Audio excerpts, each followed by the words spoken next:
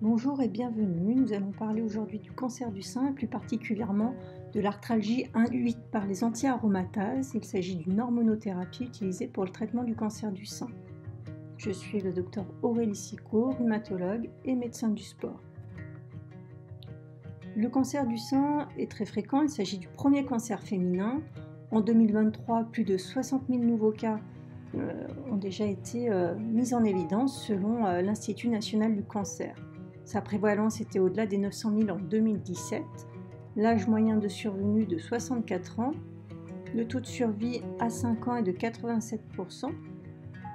Et nous avons à disposition des traitements efficaces comme la chirurgie, la radiothérapie, la chimiothérapie ou encore l'hormonothérapie et l'immunothérapie. L'hormonothérapie va être au cœur de notre discussion d'aujourd'hui. Avant d'aller plus loin, nous avons besoin de faire un rappel sur les œstrogènes. Donc, il s'agit d'une hormone, l'hormone féminine, impliquée dans le développement des caractères sexuels féminins, comme le système urogénital, la glande mammaire. Mais cette hormone va un peu plus loin dans l'organisme, puisqu'elle est impliquée dans la minéralisation du squelette. Elle intervient au niveau de la peau, des muqueuses, du système cardiovasculaire, du cerveau ou encore au niveau du système digestif. Donc, elle est partout. Cette hormone, elle est fabriquée par les ovaires, de la puberté jusqu'à la ménopause. À la ménopause, la production ovarienne s'arrête. On va cependant conserver un taux résiduel d'œstrogène puisqu'on va avoir une transformation de la testostérone en œstrogène par une enzyme qui s'appelle l'aromatase. Et oui, nous avons de la testostérone, mesdames, fabriquée par les petites glandes au-dessus des reins, les glandes surrénales.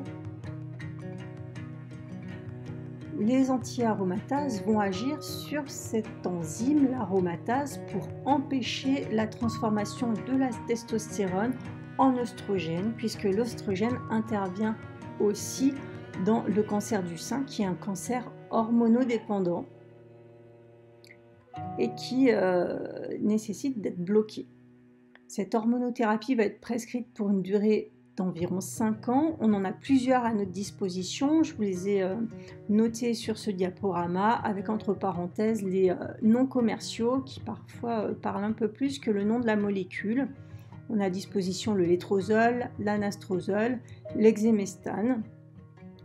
L'anti-aromatase est bien efficace puisqu'elle va permettre de réduire le risque de récidive locale ou le risque à distance du cancer du sein de 50%. Mais en contrepartie, ces traitements ont des effets indésirables, notamment sur le plan rhumatologique.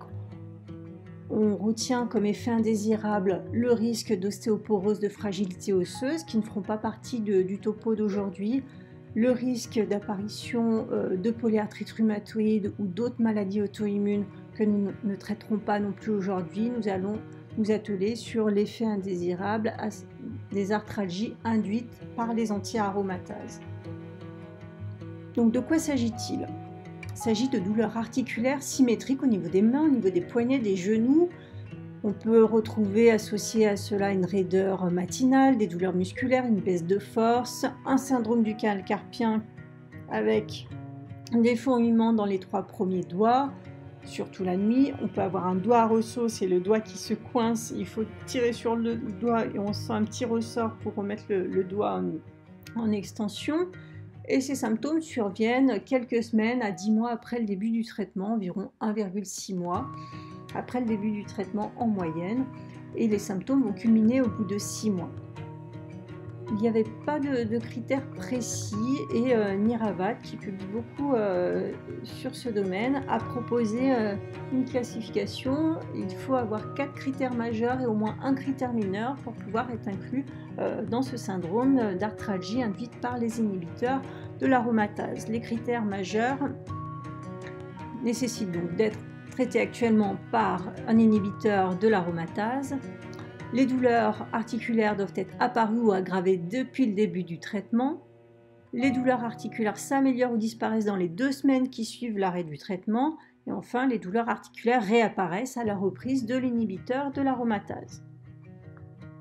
Dans les critères mineurs, donc il en faut un seul, on retrouve les douleurs articulaires symétriques ou les douleurs au niveau des poignets, des mains, le syndrome du canal carpien, une diminution de la force de préhension, une raideur matinale ou une amélioration de l'inconfort articulaire lors de l'utilisation de l'articulation ou de l'exercice. L'objectif d'avoir des critères, c'est de pouvoir uniformiser au niveau des études pour proposer ensuite une prise en charge adaptée. C'est très fréquent comme effet secondaire puisque 50% des patients traités par inhibiteurs de l'aromatase vont développer ce type de syndrome qui va conduire à un taux d'abandon élevé, puisqu'à 12 mois, on a déjà 13 à 22% des patientes qui ont arrêté le traitement en raison de cet effet indésirable.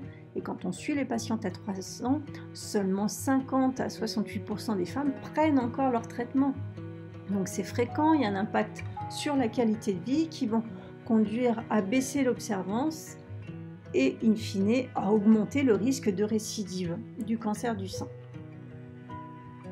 Des facteurs de risque ont pu être identifiés, notamment l'obésité chez les femmes qui ont un IMC, un indice de masse corporelle supérieur à 30 kg par mètre carré ou un poids supérieur à 80 kg vont avoir un surrisque de développer l'arthralgie induite par les inhibiteurs de l'aromatase. D'autres facteurs de risque comme le traitement hormonal substitutif préexistant, une chimiothérapie antérieure à base de taxane, des antécédents d'arthrose, d'arthralgie ou bien des facteurs génétiques sont rapportés. Comment ça marche? Quel est le mécanisme de ce syndrome? On n'en sait rien. En gros, il y a plusieurs hypothèses qui sont rapportées, mais on n'a pas de certitude sur ce qui se passe. On a évoqué une baisse soudaine du taux d'œstrogène ou un faible taux d'œstrogène, puisque les œstrogènes ont une action antinociceptive, antidouleur. Donc ça, c'est évoqué. L'autre hypothèse qui est un peu plus argumentée sur le plan scientifique et que l'on connaît bien en rhumatologie, notamment dans la polyarthrite rhumatoïde, il s'agit de l'augmentation des protéines de l'inflammation. Peu importe le nom, il s'agit de cytokines de l'inflammation comme le TNF-alpha, les interleukines 1 et 6. En tout cas, ces protéines de l'inflammation sont augmentées et sont plus augmentées chez les patientes obèses que chez les patientes non obèses, ce qui conforte par rapport aux facteurs de risque énoncés plus tôt. Et au contraire, l'activité physique, elle, va libérer des cytokines anti-inflammatoires et pourrait avoir une action bénéfique sur les douleurs articulaires. Et on sait que ces protéines de l'inflammation vont avoir une action sur le squelette, sur les cellules osseuses, les ostéoblastes, les ostéoclastes, et favoriser une dégradation osseuse qui pourrait provoquer une gêne articulaire. Donc voilà, cette hypothèse tourne plus autour de l'existence de protéines de l'inflammation. Mécanisme incertain, donc la prise en charge pour l'instant, elle est pauvre, il n'y a pas de prise en charge standardisée décrite à ce jour. Plusieurs traitements ont fait l'objet d'études, mais des études encore qui sont très hétérogènes, puisqu'on n'a pas de classification bien précise de cette maladie, avec un nombre pas forcément élevé de patientes, mais on va regarder ce qui a été étudié. D'un point de vue non pharmacologique, l'acupuncture semble une bonne piste. Dans cette étude de 43 femmes à 2 séances par semaine pendant 6 semaines, on notait une amélioration significative des douleurs. Et l'acupuncture pourrait être une bonne piste à explorer. L'activité physique, le yoga, le tai chi, on a un peu plus d'études sur le tai chi, sur le yoga, la marche, la natation, au moins 30 minutes 3 fois par semaine pourrait aussi améliorer les douleurs. Les études sont aussi un peu contradictoires, mais nécessitent d'être explorées davantage. La perte de poids aussi est évoquée, puisqu'on sait que l'obésité est un facteur de risque associé à développer cet effet indésirable. Donc de perte du poids, on réduirait les protéines de l'inflammation et on pourrait réduire le risque d'arthralgie induite par les anti-aromatases. Maintenant, sur le plan pharmacologique, on propose dans un premier temps aussi de changer l'hormonothérapie.